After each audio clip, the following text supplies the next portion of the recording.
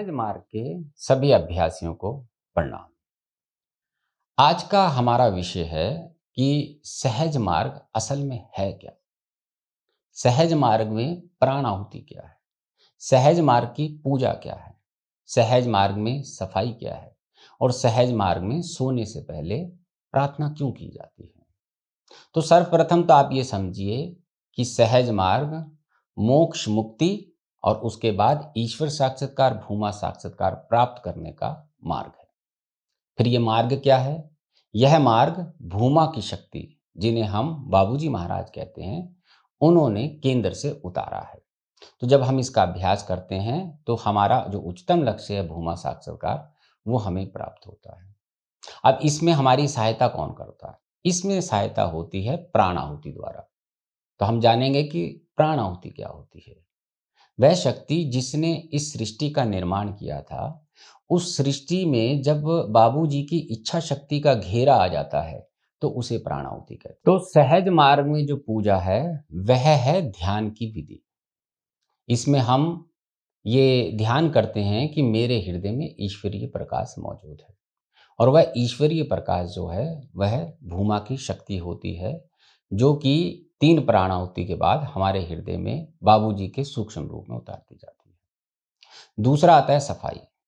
पूरे दिन 5 इंद्रियों से जो भी चीज़ें हम देखते हैं वह हमारे चित्त में स्थापित ना हो जाएं, इसलिए शाम के समय हम सफाई करते हैं, जिसमें हम ये थॉट लाते हैं कि मेरे अंदर जितनी भी नकारात्मक शक्तियां हैं, जितनी भी कालिमा है, जो कि आध्यात्मिकता में रुकावट पैदा करती हैं, वह धुएं के रूप में पीठ की तरफ से मेरे अंदर से बाहर निकल रही है। तो इससे क्या होता है कि जो उस दिन का नया संस्कार बनना था वह नहीं बनता है। और तीसरा आता है रात की प्रार्थना।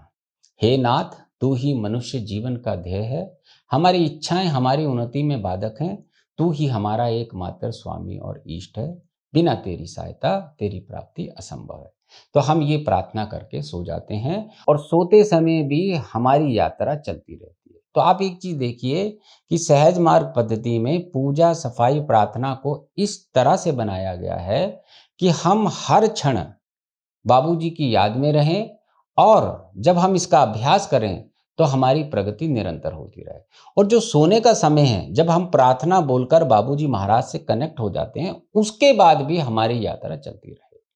संत कस्तूरी ने एक जगह पर बताया भी है कि जब हम सोए हुए में बाबूजी से कनेक्ट होते हैं तो हमारी यात्रा में और गति आ जाती है, हम द्रुत गति से तरक्की करते हैं और आगे बढ़ते हैं। तो अब आप जान गए कि प्राण आहुति क्या है, आपको पद्धति का भी पता लग गया।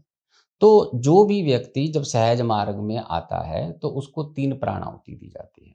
तो प्राण आहुति से होता क्या है? प्राण आहुति से हमारे हृदय में बाबूजी का सूक्ष्म शरीर स्थापित हो जाता है। अब ये सूक्ष्म शरीर क्या होता है?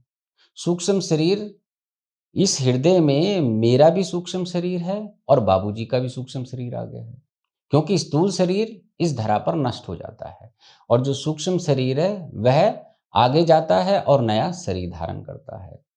तो हम जब नियमित रूप से अभ्यास करते हैं तो जो बाबूजी का सूक्ष्म शरीर मेरे हृदय में है, तो मेरा सूक्ष्म शरीर उनके सूक्ष्म शरीर में लय होना आरंभ हो जाता है। तो धीरे धीरे मेरा सूक्ष्म शरीर समाप्त हो जाता है और मेरे भीतर केवल बाबूजी महाराज का सूक्ष्म शरीर रह जाता है। तो इस प्रकार से होती है लय अवस्था। तो ये लय अवस्था क्या है? जब हम किसी भी बिंदु पर पूरी तरह मर्ज हो जाते हैं उसको लय अवस्था कहते हैं। तो लय अवस्था कोई एक चीज नहीं है, ये काफी लंबी यात्रा है। हमारी लय अवस्था हमारे पहले वृत्त से 16 वृत्त तक होती है। तो पहले वृत्त से 16 वृत्त के बीच में 64 बिंदु होते हैं। तो हर बिंदु में हमारी लय अवस्था होती है। तो धीरे धीरे भूमा की शक्ति में हम लय होते जाते हैं। तो ऐसा नहीं है कि हम एकदम से लय होते हैं, जिस बिंदु तक हम लय होते हैं उसी बिंदु तक हमारी लय अवस्था बाबूजी महाराज में हो जाती है और अंत में मेरा जो अस्तित्व है, जो मेरा सूक्ष्म शरीर है, वह 16वें वृत्त में समाप्त हो जाता है। तो इस प्रकार से होती है लय अवस्था। अब इसमें आ गया प्राणाहुति, आप समझ गए, लय अवस्था समझ गए। तो इसमें करना क्या है? इसमें हमें पूजा सफाई प्रार्थना करनी है। जब हम इसका नियमित अभ्यास करते हैं, तो बाबूजी की प्राण आहुति हमें निरंतर मिलती जाती है। और इसके दूसरी जो चीज़ आती है, वो आती है सतत स्मरण की। जब हम बाबूजी के सतत स्मरण में रहते हैं, तो हमारी लय अवस्था होती है। क्योंकि हम हर क्षण बाबूजी की याद में डूबे रहते हैं और अपना जो भी कार्य हम पूर्ण करते हैं, संपन्न करते हैं, वह बाबूजी की याद में ही करते हैं। तो जब ये सतत स्मरण हम करते जाते हैं, तो एक दिन बाबूजी महाराज को ऐसा प्रतीत होता है कि कोई अभ्यासी जो है, उसके अंदर एक तड़प पीड़ा पैदा हो गई है मुझे प्राप्त करने के लिए। तो वह उस सतत स्मरण को सतत याद में बदल देते हैं। सतत याद का मतलब ये होता है कि बाबूजी महाराज अब हमारा ख्याल रख रहे हैं। बाबूजी महाराज हमें इस मार्ग से भटकने नहीं देते हैं।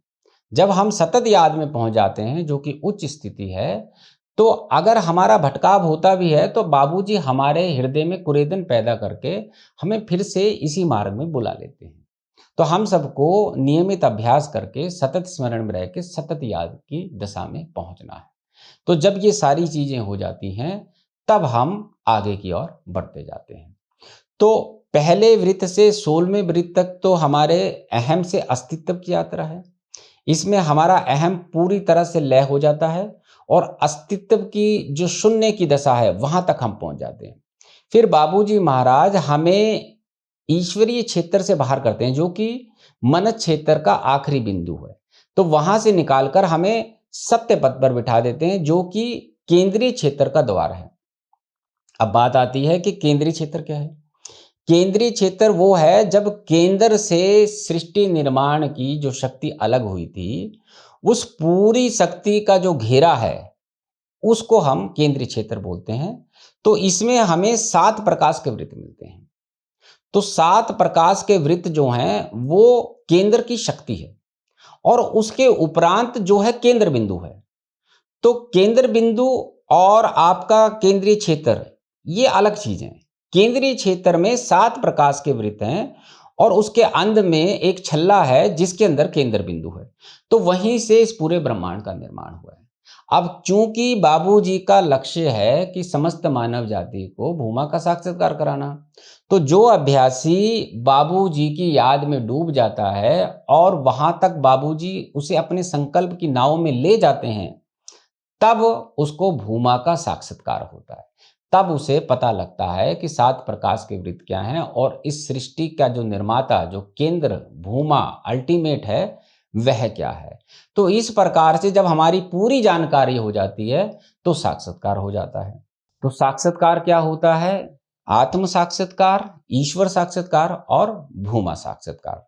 तो जब हम इन शक्तियों में लय होते जाते हैं, तो वही शक्ति हमारे भीतर भी विद्यमान होती है और हम भी बाबूजी के आदेश से वह प्रकृति का कार्य करते हैं। तो साक्षात्कार का मतलब पूरी तरह से उस शक्ति में लय हो जाना। तो होता क्या है कि जो मोक्ष मुक्ति है, वो आपको हृदय क्षेत्र में प्राप्त हो जाती है और जो ईश्वर साक्षात्कार है, वह आपको प्राप्त होता है 11वें से 16वें वृत्त में। और जो भूमा साक्षात्कार है, वो आपको प्राप्त होता है 7 प्रकाश के वृत्त के बाद। और इस सब में बाबूजी हमारी सहायता करते हैं। ये इतना सहज सिस्टम है, सहज पद्धति है, जिसके अभ्यास से हम बहुत ही सरलता से वहां तक पहुंच सकते हैं। यहाँ पे हमारा अहम समाप्त हो जाता है। अहम 16 वृत्त में समाप्त हो जाता है। जब मैं स्वयं ही समाप्त हो जाता हूँ, तो बाबूजी महाराज अपने संकल्प लेके मेरे भीतर एक दिव्य चेतना को जागृत करते हैं और उसी दिव्य चेतना को उस भूमा का साक्षात्कार कराते हैं। तो हम सबको अभ्यासी बनकर सहज मार्ग को करना पड़ेगा। अब आप समझ गए होंगे कि सहज मार्ग पद्धति क्या है।